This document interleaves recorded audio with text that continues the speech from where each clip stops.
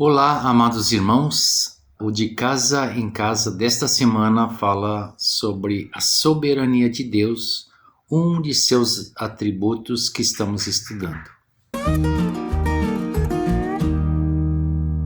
Quando falamos de um atributo de Deus, é certo que ele está entrelaçado entre todos os outros que Deus tem. Assim, a soberania de Deus também está relacionada com principalmente aqueles que vimos semana passada, a onisciência, onipresença, onipotência, porque revela a sua divindade e ele como Criador. Como criatura, devemos ter consciência de que, quer entendamos ou não, quer concordemos ou não, Deus não muda. Ele é aquele que disse a Moisés: eu sou o que sou. Isso nos leva a buscar a conhecê-lo mais, não racionalmente na mente, mas buscá-lo na intimidade. Porque o homem natural está tão sujeito a mudanças e em busca de novidades, se ajustando sempre às circunstâncias, ele é inconstante. E vocês já viram alguma evolução de Deus? Hebreus começa assim, dizendo que o Filho de Deus é a expressão exata do seu ser. E termina dizendo ou declarando que Jesus Cristo é o mesmo ontem, hoje e o será para sempre. De eternidade a eternidade, Ele é Deus. Será que nós não nos deixamos influenciar, encaixando um pouco nos nossos conceitos, esse conceito humano limitado? Como a sua soberania opera em nós? Primeiro, soberania significa domínio e poder absoluto. Deus tem sobre a sua criação a autoridade e o direito de propriedade. Consequentemente, Ele tem o direito sobre a minha vida e a tua vida. Para nós que o reconhecemos como nosso Deus, Ele se tornou nosso Senhor e nós nos sujeitamos a Ele como seus servos. Um amo e seus servos, mas um amo de expressão do próprio amor e nós servos conquistados por esse amor. Só no reino do Filho do seu amor isso faz sentido. Abrir mão dos nossos direitos e considerar Deus como Senhor soberano. O mundo não aceita este conceito. Às vezes escuto alguém dizer assim: seja o que Deus quiser. Bem, isso até pode ser algo bom, mas na verdade essa expressão eu escuto sempre quando alguém que diante de uma situação tentou muitas coisas, buscou todas as alternativas e nada deu certo e por fim, sem saída, declara esse fatalismo. A soberba da vida, diz a Bíblia, que não procede do Pai, mas do mundo. E o mundo declara que Deus só existe para os fracos, os necessitados, os enfermos, os inválidos. E a igreja às vezes assimila esse mesmo pensamento quando oferece ao mundo a salvação como uma alternativa apenas, fazendo desse propósito de Deus de reconciliar a sua criação consigo mesmo apenas um convite que pode ser aceito ou não. Se tornou apenas um dos muitos remédios da enfermidade da alma. Deus vai enfraquecendo no conceito do mundo pelo aumento das possibilidades que a humanidade tem em seus avanços, mas todos na árvore do conhecimento. Quem reconhece a soberania de Deus não lhe resiste, pois sabe que só Ele tem domínio sobre a situação e a Ele recorre todos os dias. Não só quando tem necessidade, mas recorre antes desta necessidade aparecer. Gosto da letra do cântico do compositor amigo meu. Sim, Eu sei, Senhor, que Tu és soberano. O sim já declara a minha posição. Eu sei concordar com o Senhor, que Ele é soberano. Tens os teus caminhos, tens teus próprios planos.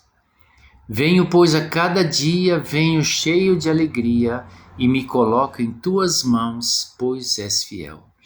Isso demonstra que reconhecemos o caminho de Deus acima dos nossos desejos, acima dos nossos caminhos.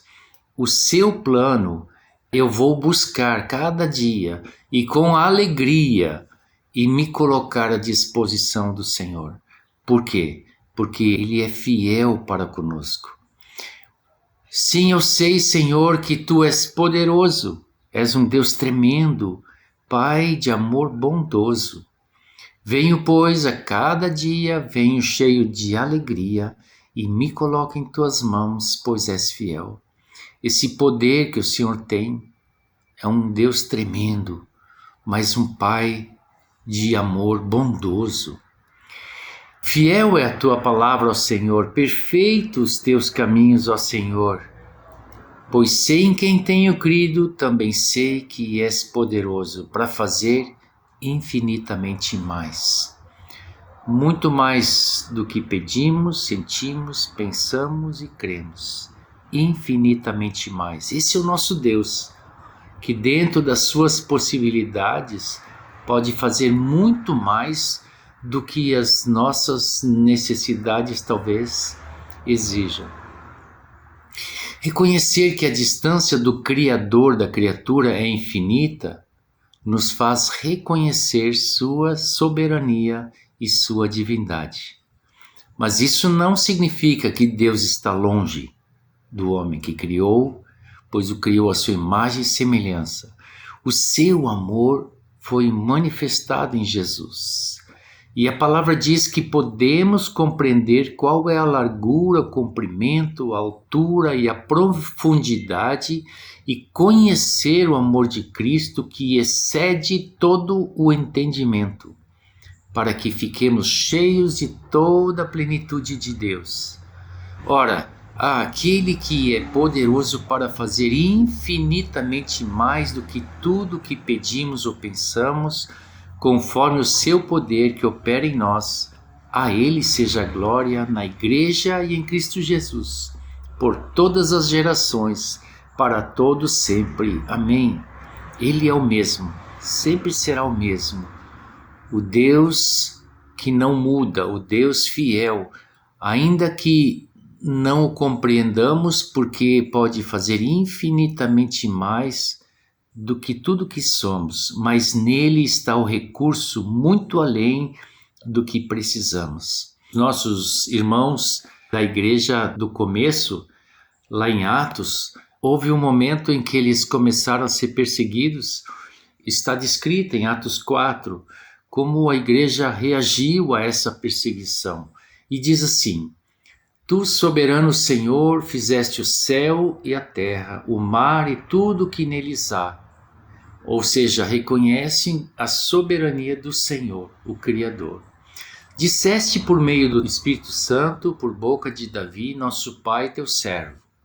Por que se enfureceram os gentios e os povos imaginaram coisas vãs? Os reis da terra se levantaram e as autoridades se juntaram contra o Senhor e contra o seu ungido. Porque de fato nesta cidade Herodes e Pôncio Pilatos, com gentios e gente de Israel, se juntaram contra o teu santo servo Jesus, a quem ungiste, para fazerem tudo o que a tua mão e o teu propósito predeterminaram.